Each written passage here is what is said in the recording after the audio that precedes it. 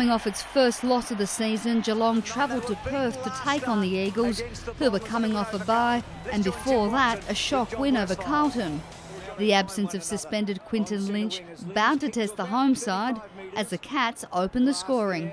Well done by Varco, who gets some space and goes with a long one and kicks the opening goal. Geelong doubled its lead before Luke Shuey got the Eagles there first. And that's a beautiful kick. The Cats hit back immediately through some Stevie Johnson magic. Stevie Johnson goes bang, and he kicks the goal. Despite Nick Natanui's great forward pressure, he couldn't make it count.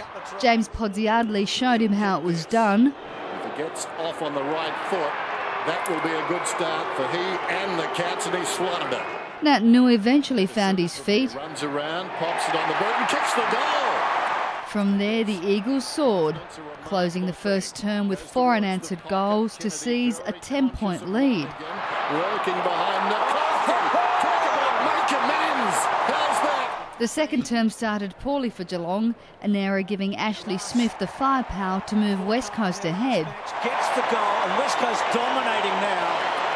While Jack Darling took a great mark and played on to set up Mark Nikoski's second.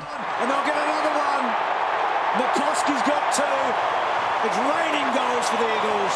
West Coast's other mark, Lacroix, outmarked his opponent to set up his second. And the Eagles have doubled the score. They've bolted away. Geelong outplayed and outclassed as Shuey booted the Eagles' 9th straight major. What did you say, Shuey, on your boot? Wow. Trailing by 40, the visitors finally got some much-needed reprieve with 2 straight. Martell, kick is on the way. Lovely kick by the Brownlow medalist. Puts it through. Before a Cats turnover gifted West Coast another major. Hunt, intercepted by Natanuui. Ebert is through. Ebert goes with the outside of the boot. That is a knee trembler. That gave the Eagles a handy 35-point buffer at the long break. But it was the Geelong of old that returned in the third. Johnson fired the Cats' 4th unanswered major to close the gap to 10. In he comes. He doesn't mind that position, obviously. That is a magnificent kick. Needing to stay in the game to keep their top 4 hopes alive, Dean Cox marked in goal from the boundary. Gee, they needed it. That's a big goal. The Cats outplayed the hosts 5 goals to 1 at three-quarter time, but the Eagles still maintained a slender lead. West Coast hasn't beaten Geelong since 2006, but when Nikoski swooped for his third, the hosts had a glimmer. Nikoski gets the goal. The visitors weren't making it hard, missing several easy set shots. West Coast was starting to show its desperation, while Andrew Embley provided the inspiration. He's got it now, Embley. Did he play on? Yes, he did. Weaves around, makes it hard for himself. This will bring the house down. Degree of difficulty 10.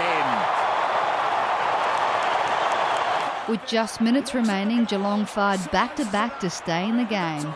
Menzel should kick it. He does. There's still a chance. Podsiadly with one last roll of the dice. Podsiadly takes a screamer. But he missed, as last year's Wooden Spooners held on for a stunning victory. The win in front of a sellout 40,000-plus crowd. The final score, West Coast 14-12-96 to Geelong's 13-10-88. Daniela Intilli, Big Pond Sport.